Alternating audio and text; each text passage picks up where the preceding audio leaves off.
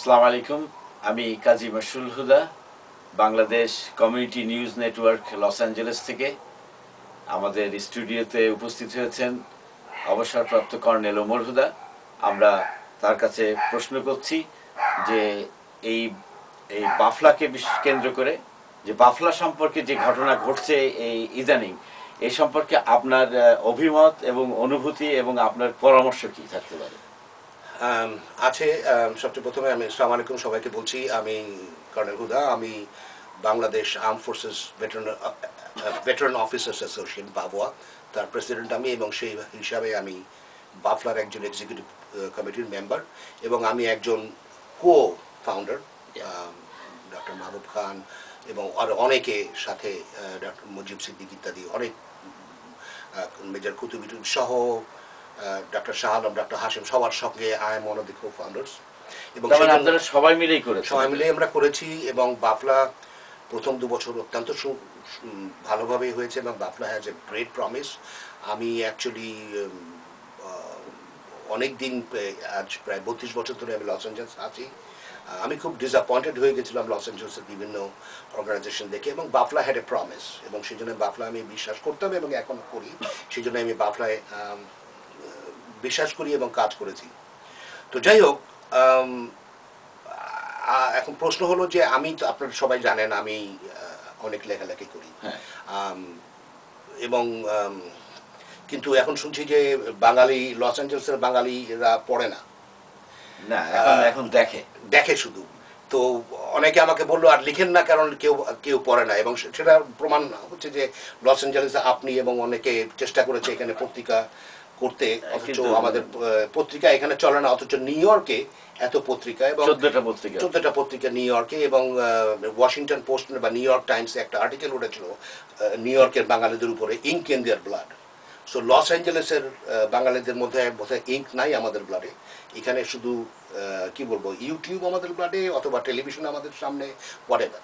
সুতরাং সেই জন্য আছে। যাই হোক, তো এখন আমার কথা হলো যে সেই জন্যই আমি এই প্রথম ইউটিউবে আসলাম কথাগুলো বলার। দ্বিতীয় কারণ আমি আসলাম যে বাফলার সম্বন্ধেও অন্যান্য জিনিসের ব্যাপারে আমি সবসময় ইমেল করে থাকি, আমি লিখি, এবং আমি আমার ডিসকাশন আমি বাফলার মেম্বারদের মধ্যে সীমিত রাখি, অ্যাপ্রোপ্রিয়েট মেম্বারদের মধ্যে। তাহলে এখন কেন আসলেন ওপেনলি? ওয়েল, এখন আমি আসলাম এই জন্য, আমি গতকাল বা পরশুদিন আমি দেখলাম যে আপনি ডক্টর শাহ আলমকে নিয়ে এই সেকেন্ড অ্যামেন্ডমেন্ট সম্বন্ধে দুটো বোধহয় ভিডিও করেছেন। তো সেটা দেখে আমি বললাম যে তাহলে তো এখন যখন জেনারেল সেক্রেটারি এখন পাবলিকলি এসে কথা বলছেন এটা সম্বন্ধে, এবং আমি ওনার স্টেটমেন্ট শুনে আমি দেখলাম এটা অনেক, এর মধ্যে অনেক সঠিক, এবং উনি ঠিক মতন পরিষ্কার করে বলতে চাচ্ছেন। সেকেন্ড অ্যামেন্ডমেন্টের মধ্যেও আপনি কিন্তু আছেন, এবং প্রথম অ্যামেন্ডমেন্টেও তো আপনি ছিলেন। অ্যাকচুয়ালি আমি কনস্টিটিউশনের প্রথম কনস্টিটিউশন লেখার মধ্যেও ছিলাম। ফার্স্ট গত বছর মাত্র গত বছর আমরা 7 মাস স্পেন্ড করেছি, 7 মাস সময় আমরা নিয়েছি ফার্স্ট অ্যামেন্ডমেন্ট আনার জন্য। কনস্টিটিউশন একটা খুবই auspicious document, you don't keep on changing it left and right. General সেক্রেটারিকে জিজ্ঞাসা করা হচ্ছিল যে কেন আপনারা সেকেন্ড অ্যামেন্ডমেন্ট করতে যাচ্ছেন। ওনারা বলেছেন যে এই এতদিনের অভিজ্ঞতা, আমাদের যে প্রবলেমগুলো ফেস করেছি সেইগুলোকে রিভাইভ করে করা হচ্ছে। আমাদের অভিজ্ঞতা তো চলছে, এবং অভিজ্ঞতা তো বাড়বেই। অভিজ্ঞতার সঙ্গে মানুষের বুদ্ধি বৃদ্ধি হয়। এখানে তো আমি দেখছি বুদ্ধি লিপ্ত পাচ্ছে, কারণ অভিজ্ঞতা মানুষকে সমৃদ্ধ করে। ঠিক আছে, অভিজ্ঞতা থেকে আমরা তো, আমাদের অভিজ্ঞতার উপরে আমরা কি গত বছর 7টা মাস যে খরচ করলাম ফার্স্ট অ্যামেন্ডমেন্ট আনতে, ওটা তো আমাদের অভিজ্ঞতার উপরেই হয়েছিল। 1 বছরও হয়নি, আবার আপনি বরণ করে সেকেন্ড অ্যামেন্ডমেন্ট আনছেন। তো আমার আজকে কথা বলার উদ্দেশ্য হলো যে অক্টোবরের 31 তারিখে যে second amendment general assembly meeting ডেকেছে, প্রথমত তো আমি সবাইকে বলবো, ইনক্লুডিং যারা যত মেম্বার আছে বাফলার, অনেক মেম্বার আছে যারা রেগুলার আসেন না, আমি আপনাদের সবাইকে আবেদন করবো প্লিজ 31 তারিখে আসেন। এবং বাফলার থেকে রিসেন্টলি খুব অপ্রীতিকর ঘটনা হয়ে যারা কিছু লোক হয়তো বেরিয়েও গেছেন, আমি তাদেরকেও আবেদন জানাচ্ছি আপনারাও আসেন, এবং এসে simply vote down the second amendment. This is not a wise amendment. এবং কারণ আমি সেগুলো এখন বলছি যেটা নাকি হবে। তো আপনি বলছেন যে সেকেন্ড অ্যামেন্ডমেন্টের কোনো প্রয়োজন নেই, অ্যাকচুয়ালি সেকেন্ড অ্যামেন্ডমেন্টটা সবচেয়ে প্রথম কথা হলো যে সেকেন্ড অ্যামেন্ডমেন্ট আমি তো অল্প সময়ের মধ্যে ভিডিও লিখলে that is the advantage of writing, যে আমি তো সব কিছু আপনাদের লিখতে পারি এবং হয়তো আমি লিখেও পাঠাবো, কিন্তু কথা হলো যে অল্প সময়ের মধ্যে আমি শুধু কতগুলো জিনিস বলতে চাই, জেনারেল জিনিস আমি যেটা বলবো সেটা হলো দেখেন কনস্টিটিউশন ইজ এ ডকুমেন্ট যেটা নাকি খুব ইজ এ অসপিশিয়াস ডকুমেন্ট, যার মধ্যে অনেক ডেলিবারেশন লাগে এবং অনেক চিন্তাধারা লাগে, চিন্তা করে কথা বলে সেটা সৃষ্টি করতে হয়। কারণটা কি? কারণটা হলো যে constitution only lays down general principles. Constitution does not lay down specific rules and regulations. It does not. কারণ যদি আপনি ভেরি স্পেসিফিক মধ্যে চলে যান কনস্টিটিউশনের ভিতরে, তাহলে হবে কি 2 দিন পরে পরে আপনাকে কনস্টিটিউশন চেঞ্জ করতে হবে। আর বাফলার কনস্টিটিউশন যদি দেখেন, বাফলার কনস্টিটিউশনে যে কোনো কনস্টিটিউশন মতন, আমেরিকান কনস্টিটিউশনের মতন, we have made it very tough to change the constitution. আপনার নানা রকম প্রসিজার আছে, আপনার সেগুলোকে ড্রাফট করতে হবে, 1 মাসের জন্য সবারকে জেনারেল অ্যাসেম্বলিকে পাঠাতে হবে, তারা 1 মাস নিজেরা ডেলিবারেশন করবে, তারপরে সে তার উপরে ডিবেট হবে, এবং এক ডিবেটে যে হবে তা না। গতবারে first amendment was much smaller, American কনস্টিটিউশনের মতো। এক্স্যাক্টলি আমাদের গতবারের ফার্স্ট অ্যামেন্ডমেন্ট এবার সেকেন্ড অ্যামেন্ডমেন্ট থেকে অর্ধেকেরও কম ছিল, তাতে আমাদের লেগেছে 7 মাস, অনেক মত, অনেক ডিবেট, এগুলো সবগুলো শুনতে হয়।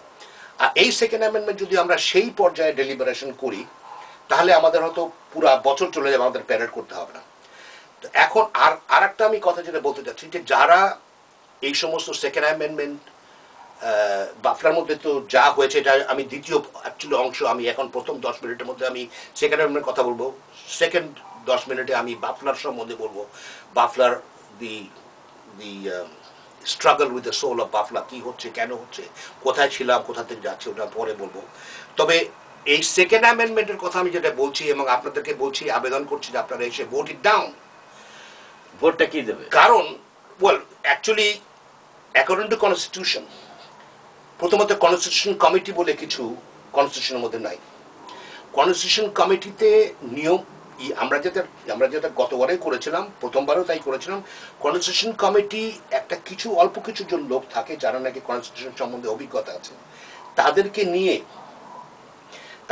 তারা শুধু কেবলমাত্র সবার প্রপোজালগুলো নিয়ে, যেগুলো ডুপ্লিকেট আছে ওগুলো বাদ দিয়ে সুন্দর করে সাজিয়ে গুছিয়ে সেটা জেনারেল অ্যাসেম্বলির কাছে প্রেজেন্ট করার জন্য, তাদের কোনো ডিবেট করার, তাদের কোনো ডিসিশন নেওয়ার কথা তো না। এবং সেই 2-3 জনের বদলে তারা করলো কি, সবচেয়ে প্রথমে এই র্যাঙ্ক অনুযায়ী, আপনারা 13 জন, এখন 13 জন, তো সেগুলো পরে হয়েছে বাড়াতে 13 জন কনস্টিটিউশন কমিটিতে 13 জন হয়ে করতে, 13 জন কেন, আপনি 23 জন করেন বা 200 জন করেন, কনস্টিটিউশন কমিটির কাজ শুধু একটু গুছিয়ে দেওয়া। আসল ডিবেট, আসল বিবেচনা তো হবে সেটা জেনারেল অ্যাসেম্বলি মিটিংয়ে, এবং এত বড় একটা অ্যামেন্ডমেন্ট এক মিটিংয়ে তো হতে পারে না। তারা করেছে কি, এটা কনস্টিটিউশনের এগেন এটা বিরোধিতা, যে তারা একটা কনস্টিটিউশন কমিটির সৃষ্টি করে তাদের মধ্যে ডিবেট করে তারা ডিসিশন নিয়েছে, which is wrong, which is violation of the constitution. এবং অনেক কিছু আমি বলবো যে তারা they have made so many violation of the constitution. তো আমি তো শুধু বলি যে দেখেন, আপনারা সেকেন্ড অ্যামেন্ডমেন্ট কেন, আপনারা 200টা অ্যামেন্ডমেন্ট নিয়ে আসেন, যদি আপনারা নিজেরাই কনস্টিটিউশনকে রেসপেক্ট না করেন, তাহলে সেকেন্ড কেন, আপনি 10,000 অ্যামেন্ডমেন্ট আনলেও আপনার you are not going to respect it. তো এখন কথা হলো যে এখন শুনছি যে তারা নাকি জেনারেল অ্যাসেম্বলিতে তারা নাকি ডিসকাশনও করবে না, তারা শুধু আপ অ্যান্ড ডাউন ভোট চাবে। তো এখন বেশিরভাগ লোক বাপরা মেম্বার এটার সম্বন্ধে জানে না। তো আমি সেই জন্যই আপনাদেরকে বলছি, আপনারা কনস্টিটিউশন দেখেন, আমি ইমেল করব, দয়া করে আমার ইমেলটা পড়েন ডিটেলসে। তবে আমি শুধু 2-1টা উদাহরণ দিয়ে আপনাদেরকে বলতে চাই যে এগুলো বেশিরভাগ পয়েন্ট যেগুলো আছে, এগুলো প্রথমত তো খুব তুচ্ছ পয়েন্ট, সেগুলো কনস্টিটিউশনে আসে না, they should not be in the constitution. দ্বিতীয় কথা হলো such as, যেমন ধরেন, President, Vice President, General Secretary must be a graduate from a recognized college or university. A recognized college or university, যদি সেটাই হতো, প্রেসিডেন্ট আব্রাহাম লিঙ্কন তো আমেরিকার প্রেসিডেন্ট হতে পারতেন না। কারণ উইকিপিডিয়াতে দেখেন, Lincoln's formal education consisted of approximately 18 months of classes. He was self-educated man. He had no college degree. So, তো আপনার বাফলারই যদি হতে না পারি, সে তো আমেরিকান প্রেসিডেন্ট হতে পারে। বাফলাকে একটা স্ট্যান্ডার্ডে রাখার জন্য।